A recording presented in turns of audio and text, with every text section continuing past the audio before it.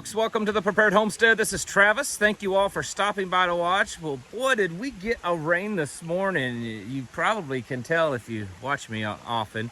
This creek is way up. I'm gonna briefly take the camera over. Look at this. Even this little secondary creek here, this one's only a wet weather. It's pouring.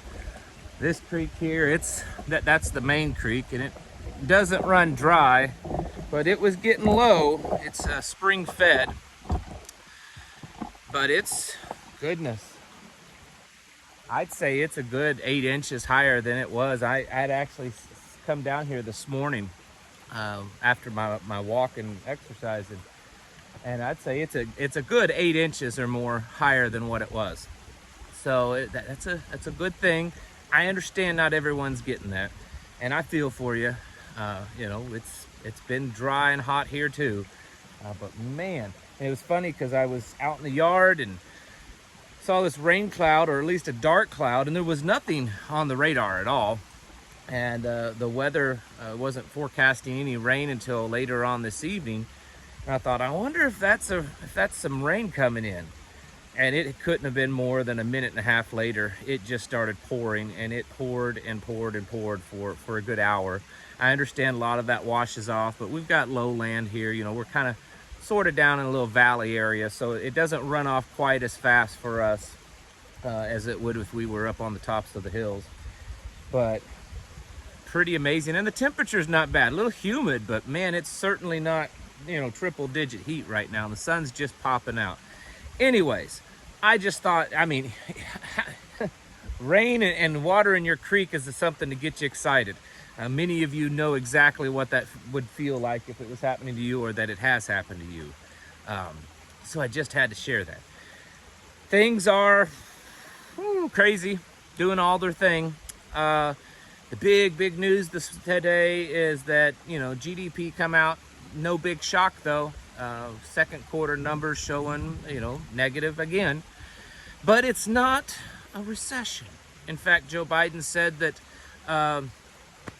you know, the economy is doing exactly what it's supposed to do. I mean, it's in the, you know, exactly in the shape that it's supposed to be. It's on the right path. It's on the right path. Well, that could be true depending on which path that you're talking about. If it's the path that takes us down a great reset, then he's exactly correct. The economy is definitely headed down that path. And I think one of the things that, to me, that indicate that we are seeing this reset being pushed around the world is we're seeing economic problems very similar around the world. You know, Germany's experiencing, lots of Europe, a lot of European countries are experiencing high interest rates and economic problems. Australia has the highest interest rate they've had in a couple of decades. Argentina is about ready to kick over into triple-digit interest, or inflation. Sorry, I've been saying interest rates, I mean inflation. Argentina is about ready to kick over into the triple digits. They're actually seriously talking about hyperinflation down in Argentina, and many other countries around the world are experiencing some, you know, very high inflation rates and just some serious economic downturn. At least in the Western world, it's starting to look like that this isn't just a recession here in America. This is a global recession that we're seeing, and I mean, I know a lot of people are blaming it on the but even if that is the immediate answer to all of this, we know that this was all orchestrated, and that's why we do what we do. That's why I get on here all the time, to try to wake people up. One thing that's not big in the news, but it certainly should be, the largest chemical company, the largest producer of this on the planet, BASF, has announced that they are cutting back on the production of ammonia. Ammonia is a key ingredient in fertilizers, and because of the high costs of gas, natural gas, and the short supply of it, they've announced that they're cutting back on the production of ammonia. This is inevitably, I mean, it has to continue exacerbating the agricultural industries, you know, need and shortages in fertilizers, and just making it harder for them to produce the food that they need in this modern monoculture farming system for the world. I mean, it's going to happen, and you know, we've seen food plants burn and burst into flames and shut down, and millions of chickens killed, and chemical plants burn, and we've seen oil refineries catch on fire, planes crash into them, all kinds of stuff. And maybe that just wasn't taking it far enough for them, so they're shutting them down, or at least they're greatly reducing production, possibly in the numbers of 30% reduction of chemicals from BASF when it comes to ammonia. So the whole fertilizer thing, it's not going to go away. It's not going to get any better. When you start seeing countries all over you know, put restrictions. I mean, Canada and the Netherlands and other places in Europe that are putting government regulations, restrictions on the usage of fertilizers. It's going to continue to make food harder to produce in the large quantities that they're producing it in, or have in the past, to feed the world. Now, I say this all the time. I feel like I still have to say it. I'm not an advocate for these chemical fertilizers and stuff. I wish that we didn't have them. We do everything we can to keep any of that kind of stuff out of our diet. We try to eat a very organic diet and keep all these petrochemicals out of our systems. Fact is that's how the world is fed. And while we can do this on a micro level on our own property and in our own diet, doing that on a global level, at least a nationwide level, of making this rapid transfer from petrochemical fertilizers to all organic, it will be devastating if it's pushed to do fast. I mean, that's one of the big things that they were doing in Sri Lanka. That was one of the many, but one of the big things that caused Sri Lanka to collapse in the way that it did, is because they wanted to very quickly, overnight, switch from, you know, what's considered modern standard farming to this organic farming. And it didn't work. It didn't work. You can't, a lot of farmers, they don't know how to do that. I mean, they've you know, they're second and sometimes third generation farmers based on this modern petrochemical system of fertilizers and herbicides and pesticides, and to switch over and all the equipment and all the types of crops, because most of these crops that are grown, they're genetically modified to specifically grow with the chemicals that are used on them. It's going to be devastating, and that's what we're seeing. This is why I've been repeating myself like a broken record for months now, of getting out there and growing your own food and learning how to do it. Excuse me. This year is most definitely a perfect example of why you need to practice. I mean, why you need to make sure you know what you're doing, because it's been a rough year to grow food in a lot of places. Not everywhere, but a lot of places. You know, there's parts of our garden, here it is, getting to the end of July. I mean, it is the end of July. And there's parts of our garden that's just now kind of starting to produce, and it's only because in the last week or so we've had a few rains. And I mean, I've been watering it like crazy, but that didn't do any good.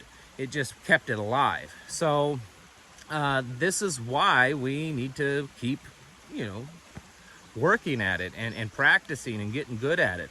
I've got friends that are much better gardeners than I, and they're struggling this year. So don't think that you can just go out and, you know, plant a garden and have a huge harvest. It's, you know, it's not a cartoon, folks. And the way things are looking, this isn't going away anytime soon. And I think that I firmly believe it's what they want. I mean, I don't know how you could deny that it's not what they want when there's countries all over imposing these restrictions on using this kind of stuff, and on gardeners and on farmers and on ranchers all over the world. We're seeing a reduction already. We're looking at around a 3% reduction in the cattle herds here in the United States, and I suspect that will continue to you know, get bigger.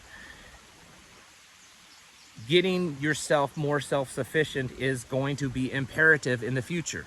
This year While it may not be the year that you need to really survive out of your garden, it should have been a year that's kind of a wake-up call for a lot of you.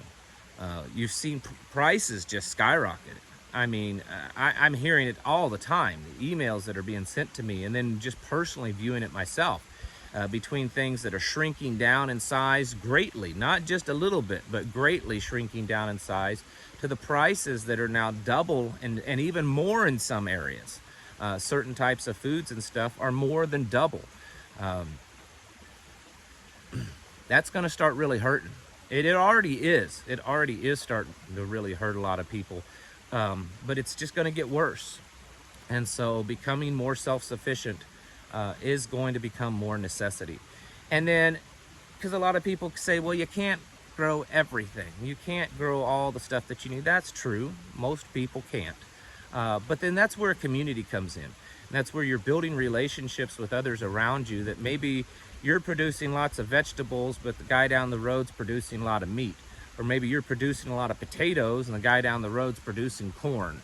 And that's the way it's been done for a long time. You know, people would focus on a few crops. They might have their kitchen garden, and then they might focus on a few big crops, or, you know, animals, livestock, and then they would, you know, trade and barter with other people to get more variety. And so that's something that you can definitely do. And that's why you need to be working on building them relationships, building that community mindset, to where we're not dependent upon the system around us. Because when you're dependent and you're tethered to that system and it collapses, it's going to drag you down with it.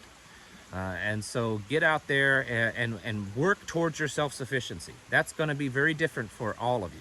I mean, my kind of self-sufficiency is very different than some of yours. But certainly get out there and produce food, find ways to do things on your own. Something that a lot of you should be really focused on, I think, right now is coming up with alternative backup plans, contingency plans for heating your home this year. With the rising prices of fuel, with the shortages and various different types of fuels and energies, we could be seeing some extremely high heating costs this year, and maybe even actual shortages. So I would start looking into that if I were you. I know it's hot right now, and there's no one in the world that's thinking about, you know, what am I going to do to stay warm this winter? Now's the time to do it. If it's wood heat, you need to get on that. Don't wait till November to start buying wood, firewood for your house. Get on it now. Same thing whether it's kerosene or it's coal or any other alternative that you're going to look to or propane to keep you warm this winter. You need to start doing it now. Start stocking up on that stuff now. It's typically cheaper in the heat of the summer because people aren't thinking about that. But come December and January, for a lot of you, you're going to be thinking about it, and you're going to be hating it when you start looking at the bills that you're getting just to keep the house livable.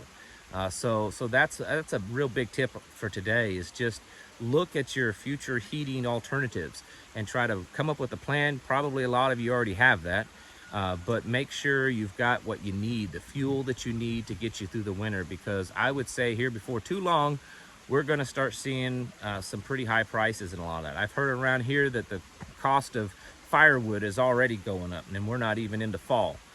So make sure you do what you can to prepare yourselves for winter, because it's a lot harder to survive in really cold weather than it is in really hot weather. It could be a pretty bad winter for a lot of us too. There's a lot of predictions on that. I'm not a weatherman, I don't know, but it doesn't hurt to get yourselves ready. Folks, get your houses in order. Prepare mentally, physically, and spiritually. Thanks for watching, and I'll catch you in the next video.